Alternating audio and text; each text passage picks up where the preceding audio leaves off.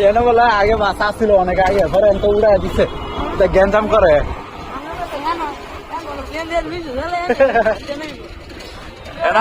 এটা পুরান bus stand আর কি এত বাস স্ট্যান্ড ফাড়াই দিচ্ছে মনে বারিশা